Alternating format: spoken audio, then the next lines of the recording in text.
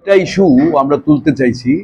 প্রধানত আজকে যে ট্রাম্পের যে শুল্ক হামলা বিশ্বজুড়ে 180টা দেশ, গত 2রা এপ্রিল আমাদের 26% আমাদের রপ্তানিকৃত পণ্যের উপরে শুল্ক চাপিয়ে দেওয়া হয়েছে। যদিও 90 দিনের ছাড় দেওয়া হয়েছে, কিন্তু ভারতকে বাধ্য করা হচ্ছে মার্কিনী যে সমস্ত সরঞ্জাম আছে, প্রতিরক্ষা সরঞ্জাম, যুদ্ধ বিমান, এবং বিভিন্ন পণ্য ভারতে নিয়ে আসতে, আমদানি করতে বাধ্য করা হচ্ছে। এবং শুধু তাই নয়, আপনারা লক্ষ্য করবেন চীন এবং রাশিয়া থেকে ভারত যাতে পণ্য কিনতে না পারে তার জন্য বাধ্য করা হচ্ছে। ব্রিক্স থেকে ভারতকে বেরিয়ে আসার জন্য বাধ্য করা হচ্ছে। এবং আমরা অদ্ভুতভাবে লক্ষ্য করছি সরকার নীরব, সরকার নতি স্বীকার করছে। যখন প্রধানমন্ত্রী গেলেন ওয়াশিংটনে, তখন প্রধানমন্ত্রী উপেক্ষিত হলেন চরমভাবে, অসম্মানের বিষয়। এবং ভারতীয় পরিযায়ী শ্রমিক তাদের পায়ে শিকল, কোমরে দড়ি এবং হাতে হ্যান্ডকাপ পরিয়ে 40 ঘন্টা সেনা বিমানে আটকে রেখে তাদেরকে অমৃতসরে রাতারাতি পাঠিয়ে দেওয়া হলো, বহিষ্কার করা হলো ভারতীয় শ্রমিকদের। সরকার একটা প্রতিবাদ করলো না, বরং বিদেশ মন্ত্রী সমর্থন করলো এবং বলল যে এটা হতেই পারে, যাদের কাগজপত্র নেই তাদের বেলায় হতে পারে। ভারতবর্ষের ইতিহাসে হয়নি। কলম্বিয়ার মতো একটা ছোট দেশ, মেক্সিকোর মতো একটা ছোট দেশ, তারা প্রতিবাদ করতে পারে, ভারত প্রতিবাদ করতে পারলো না। কাজে এই যে রাষ্ট্রবাদ স্বাধীনতা সংগ্রামে ব্রিটিশের পক্ষে ছিল, আজকে ট্রাম্পের সেবাদাসে পরিণত হয়েছে। কাজে এই রাষ্ট্রবাদ আসলে রাষ্ট্রবাদ নয়। এবং আমি দেখলাম যে 2রা এপ্রিল যখন এই শুল্ক হামলা হলো, তখন সংসদে যখন আলোচনা দরকার ছিল, তখন ওয়াকফ বিল আনা হলো। ওয়াকফ বিলটা কি?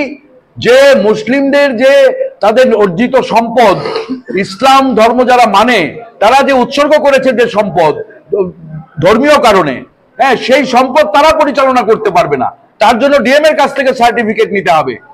আমাদের সংবিধানের 30 নম্বর আর্টিকেল, 29 নম্বর আর্টিকেল, সংবিধানের 19 নম্বর ধারা, একটা ধর্মীয় স্বাধীনতা সেখানে চরমভাবে উল্লঙ্ঘিত হয়েছে।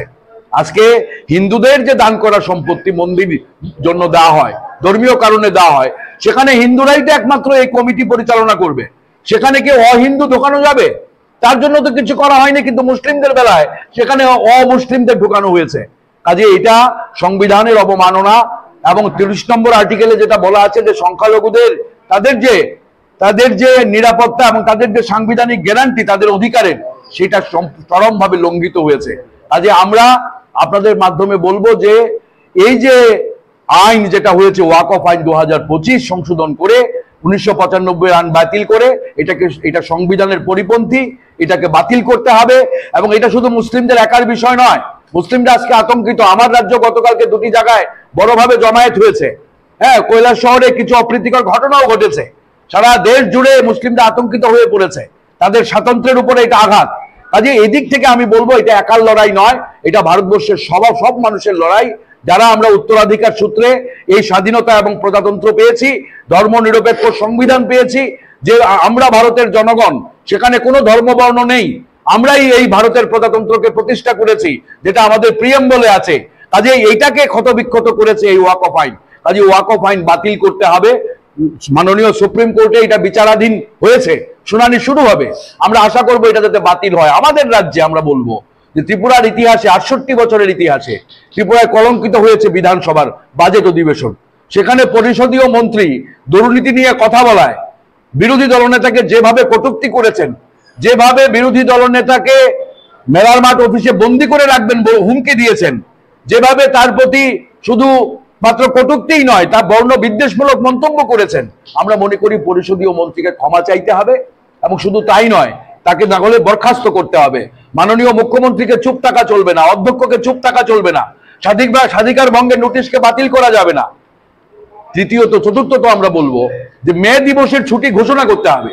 মে দিবস আন্তর্জাতিকভাবে শ্রমিকদের, সমাজের জন্য শ্রমিকদের যে অবদান, আত্মত্যাগ, তাদের যে সংগ্রামের যে মর্যাদা জানানো, তাদের প্রতি সংহতি জানানো, এটা বন্ধ করে দিয়েছে ত্রিপুরা সরকার। ভারতবর্ষে অনেকগুলো রাজ্যে এটা সরকারি ছুটি আছে। আমরা মে দিবসে আমরা এই দাবিটাকে আমরা তুলতে চাই। চতুর্থত আমরা বলবো আজকে যে পেট্রোল ডিজেলের দাম 2 টাকা বাড়ানো হয়েছে, রান্নার গ্যাসের দাম, উজ্জ্বলার গ্যাসের দাম 50 টাকা বাড়িয়ে দেওয়া হয়েছে। আজকে রাশিয়া থেকে আমরা তেল আনতে পারবো না, ইরান থেকে তেল আনতে পারবো না, ট্রাম্পের কাছ থেকে তেল আনতে হবে। এই কারণে এই মূল্য বৃদ্ধি।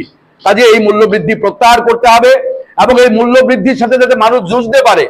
রেগার মজুরি 600 টাকা করতে হবে, রেগায় 200 দিনের কাজ দিতে হবে এবং সমস্ত সরকারি শূন্য পদ পূরণ করতে হবে, না হলে এই মূল্য বৃদ্ধির বিরুদ্ধে মানুষ লড়তে পারবে না। আমরা এটা বলবো, দুর্নীতি একটা বড় ইস্যু। বাজেট অধিবেশনে দুর্নীতি নিয়ে যেভাবে বিরোধীরা সরব হয়েছে, বড় বড় কেলেঙ্কারি প্রকাশিত হয়েছে, যেভাবে সরকারি টাকা ড্রেন করে নিয়ে যাওয়া হচ্ছে, এবং আমরা বলবো আমাদের রাজ্যে শুধু তাই নয়, আজকে আইন শৃঙ্খলার চরম অবনতি। রংতলাই ভ্যালিতে আমরা দেখলাম যে একজন কলেজ শিক্ষক আক্রান্ত হয়েছে, তার বিরুদ্ধে আজকে আমরা প্রতিবাদ জানাচ্ছি এবং আপনাদের মাধ্যমে আমরা বলবো রাজ্যবাসীকে যে আজকে দেশের সংবিধান আক্রান্ত, দেশের গণতন্ত্র আক্রান্ত, দেশে আমাদের রাজ্যে আইন শৃঙ্খলার চরম অবনতি, কলেজ শিক্ষকরা আক্রান্ত হচ্ছে এবং এখানে চাকরি বাকরি নেই। কাজে তার বিরুদ্ধে আমরা জনগণকে এগিয়ে আসার আমরা আবেদন রাখছি এবং সবাই মিলে এই লড়াইটা আমরা লড়বো, সংবিধান এবং প্রজাতন্ত্রকে আমরা রক্ষা করব। এটাই আমি আপনাদের মাধ্যমে রাখতে চাই। ধন্যবাদ।